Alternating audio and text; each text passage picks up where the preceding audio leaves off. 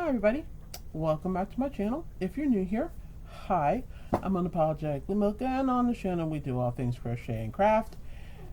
I am here today because I was tagged by Marquita Makes Knotty Crush in a Made with Love tag that was created by Made by Mimi.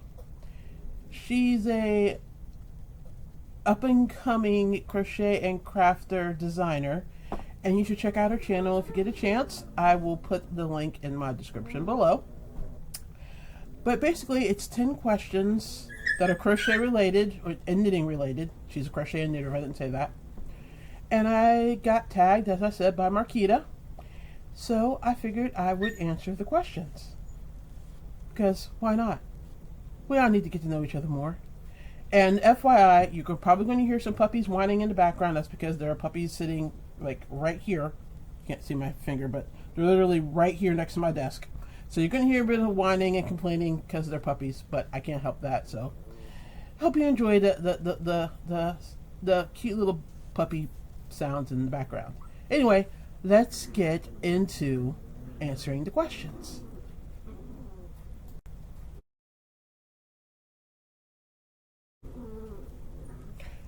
I have been crocheting.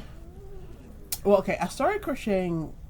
I learned when I was like 10, but I didn't really pick it up because I'm a southpaw crocheter and I was being taught by a right-handed person. And even though I was sitting across from her and I was trying to mirror her, I didn't really catch on that much. So I didn't really do it a whole lot when I first learned. And then I did a little bit more when I was in college. And then I quit again. And then I did a little bit more when I got a little older and I quit again. But I picked up crocheting seriously in 2019. I've told the story. My parents were ill. It's a long story. There's actually a video on my channel if you want to watch it. But anyway, I picked up seriously in 2019, and I've been crocheting every day practically ever since. Knitting, I can't knit to save my life. I've tried to learn several times. I just can't pick it up. But I'm determined to at least get to a point where I could at least qualify as a novice knitter. Someday I'll get there. Today's not that day. But yeah, so I've been crocheting for 40 years, basically, and I don't knit at all. But I've only been crocheting, like, passionately and seriously for 4 years. Yeah, like 4 years.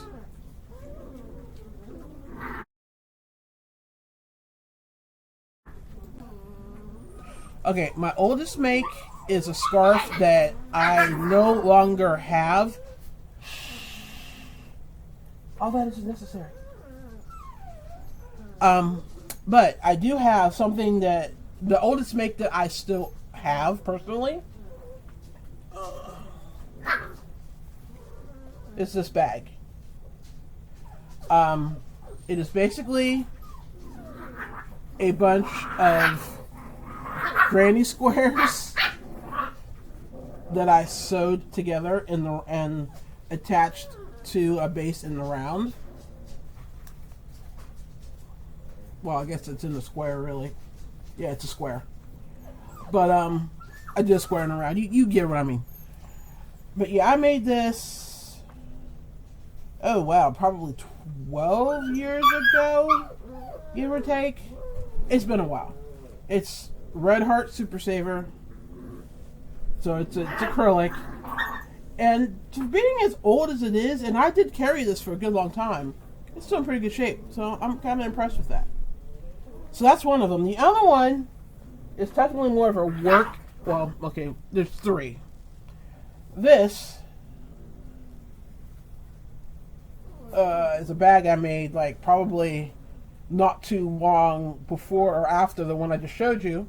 And it's basically this cotton yarn and, you know, an open stitch, well, a couple different stitches. I was getting creative. You know, you see some granny stitch, some open stitch, some V-stitch. So I made this probably like 10 years ago. And it's held up pretty well too. It needs washed. But like I carry this around in the summer, like, you know, like when we go like to the lake and stuff like that. And then the final thing that I will never finish, but I liked it for some reason. I mean, I still like it. It's this. This was going to be, I'm assuming I was going for an Afghan, but I never finished it. And it's probably almost as old as the other two things I just showed you. I know this because they are all stored together in the same bin. And I mean, I even have squares that shows you that I was actually, I was doing some serious work on it. And I think these were the squares I was going to do the outline of it with, because it's the squares that correspond with all the colors of the colorful granny squares. One more granny square. But yeah, those are the oldest makes that I still have. My most recent make is this. Let's see if I can get this right on the first try. No, I was right the first time. I always do that. This is the Love Shrug. And I'm actually doing a crochet along for this right now. And if you're interested in joining in, or you want to get access to the pattern, I'll go ahead and link, I'll make a card and put it up here somewhere. And I'll put a link to the video where I talk about this and how you can join in, and how you can get the pattern, in the description box below. This is made with Hobie Butterfly in the Sakura Butterfly colorway, and it's just it's one of my favorite things I've ever made and designed. It's really soft. It's just lovely, and I really like it. So yeah, this is my most recent make, well, completed make, I should say, and yeah, I'm rather proud of it actually. I like it. And like I said, we're doing a crochet along for it.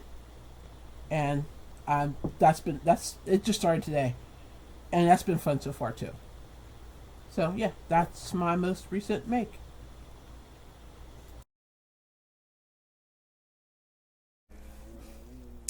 I don't really have a dream yarn. I have a dream yarn collection.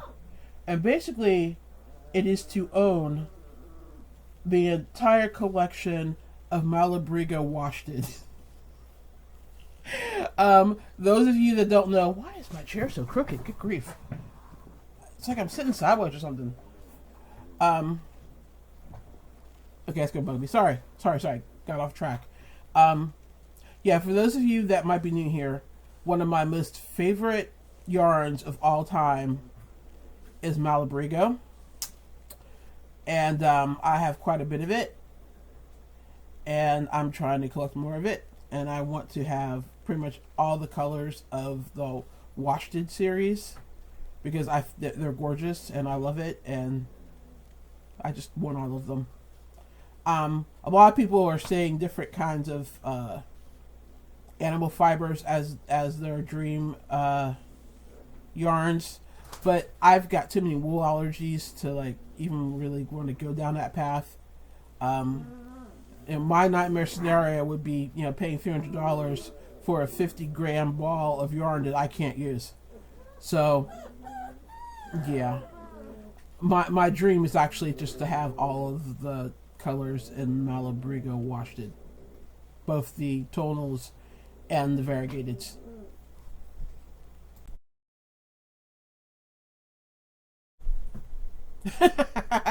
How many whips do I have? Are you serious right now? I've got 4 whips sitting on my desk right now. I'm not going to show you because my desk is a disaster, but I will show you the one that I'm working on right now, like as in when I finish this video I'm going to go back to work on. It's this, which is basically the low shrug in a different color. This is what is this? Colorino from Hobie. and I can't tell you the colorway. I'm not sure, but yeah, this is what I'm working on currently. I'm trying to finish this up real quick. I have another 2 other shawls that I'm working on. I have a set of accessories. That's all I'm going to say about it, that I'm working on, and I have a couple of patterns I'm designing. So if I had to add them all together, and I wait, and I have to include the obligatory Afghan that my daughter has been waiting for 2 years. I'm sorry, Taylor. I'm getting to it, I swear. But if I add all this together, it's probably 10 whips in total. But I'm kind of striving to, and I'm piggybacking off of Marquita here, to only work on one whip at a time. So like start and complete something before I pick up another whip and finish it. I'm not sure how well that's going to work since I'm working on things and designing at the same time, but I'm going to try. So yeah, probably 10 total. And I'm working on 2 currently.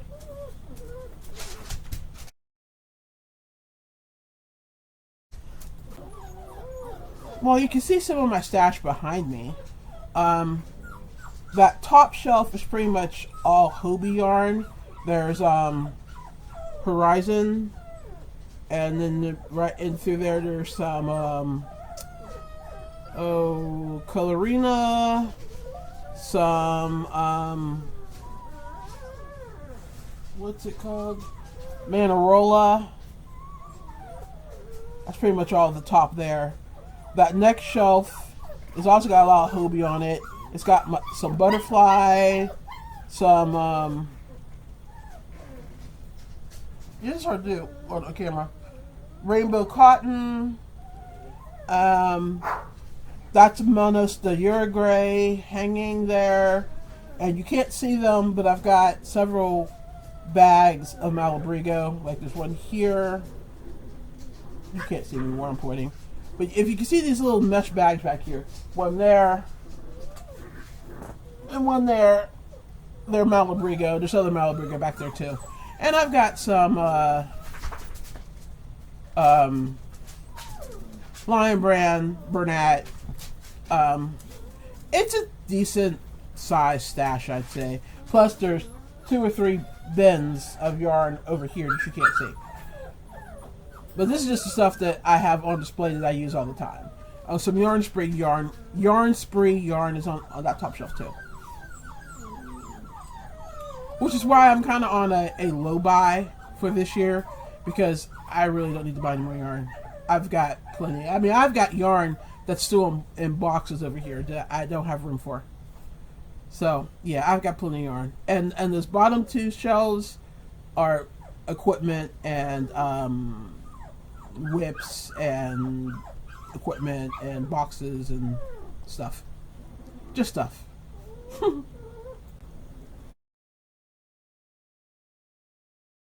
I am a very tight crocheter. So tight that I have to remind myself to loosen up as I'm crocheting.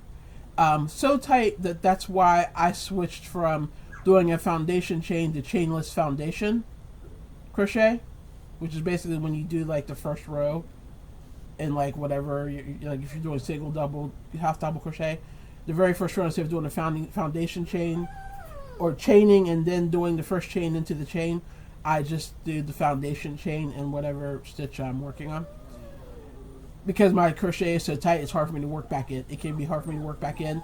And then my first row is so much shorter and tighter than the rest of it.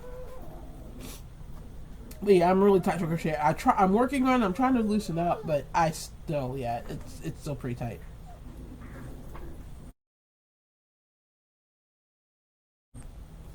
I generally weave over my ends as I go, so that I don't have to weave them in later.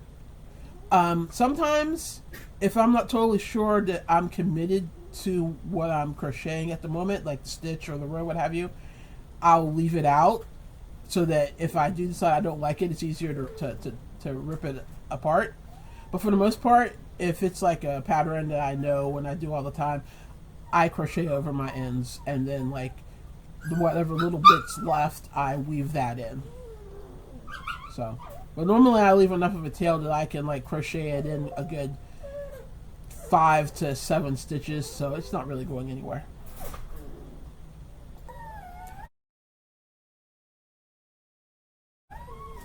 A pattern I can't stop thinking about. Well, right now I've got the love shrug on the brain, so it's pretty much the pattern that I'm thinking about the most. Otherwise,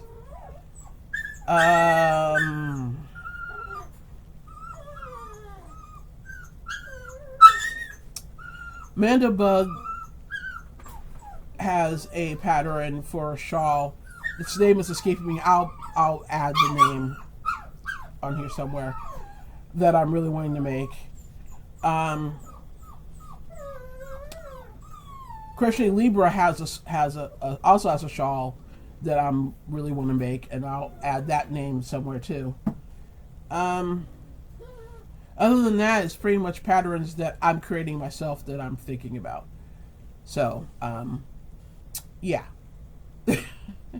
There's that. That kind of sounded conceited. I wasn't trying to be conceited. I was trying to say that I only think about my own patterns. It's just that when you design, your mind is thinking about what you're designing, and that's pretty much the mode I'm in. I mean, the love shrug, is my most recent design, and I've got the cow going on, so I'm thinking about it and making sure that it's right as people are making it.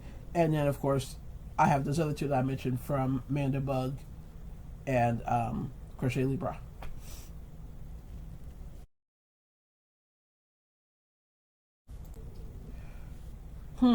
My biggest knitting / crochet goal for the year.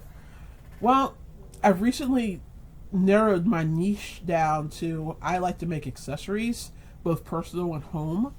So I'm pledging that in 2022 I'm going to focus on those items that I really enjoy making, that I want to make, that I want to design the most. So I'm, gearing my pattern designs towards those things. I also made a commitment that I was going to work with thinner yarns. Like, I'm a worsted weight girl, personally. I love me some 4-weight yarn, but I also love DK. But that's pretty much as far as I go as far as thin yarns go. Anything under a DK, and I'm like, But I made a commitment that I was actually going to work with thinner yarns. So I've got some sport weight and some fingering that I'm going to be working with. And so I'm designing with fingering and work and sport weight in mind, which is very interesting because I'm not used to designing for yarn that doesn't takes up much less space than worsted does. So it's made designing a little bit of a challenge and interesting, but I'm up for it because why not? You're never going to improve in your game unless you up your game, and if you're going to up your game, you have to up your skills. So that's pretty much what I'm planning on doing for 2022. As far as knitting, I'm not sure I'm going to delve into trying to learn to knit again this year or not. That may be a goal for 2023 because I've got some pretty lofty crochet goals for 2022. So, but no, I do at one point plan to at least, like I said, make it to novice level knitter. We shall see. It may happen. Here's hoping. Eventually. One day. Yeah. Okay, and those were the 10 questions. That was fun. Made me think about some things I haven't thought about in a while. Maybe dig out some things I haven't looked at in a while. Yeah, that was fun. So now I'm supposed to tag 3 people. And I've been pondering who to tag for a while now. And I'm going to tag Amanda at Manda Bug Crafts. I'm tagging Lacey of Crochet Libra, and I'm tagging VJ at VJ Crochet. So yeah, ladies, if you're up to the challenge, go ahead and answer these questions. And I can't wait to see, I hope you do, because I can't wait to see your responses. And with that, I'm going to go back to work because I've got a million things to do. Because, you know, a crocheter's work is never done, especially when you're designing and you're working on a cow, which is fun. And if you're interested in joining the cow for the Love Shrug, I'll have, like I said, I'm going to link to the video where I talk about it. There'll be a card, and then I'll link to the video in my description. And I'm also going to link to Made by Mimi's channel in my description. And I'm going to link to Marquita since she's the one that got me into this. So all that'll be in the description below. And if you stayed to watch to the end, thanks. This was fun. If you were entertained, please hit the like button. If you weren't entertained, you can hit the dislike button. It won't hurt me. A view's a view, so thanks. And if you haven't already subscribed to my channel and you like my content, go ahead and hit the subscribe button, and then hit the bell icon so that you know next time I upload a video. And with that, I am out of here. Thanks for being here, and I will see you in my next video. Bye.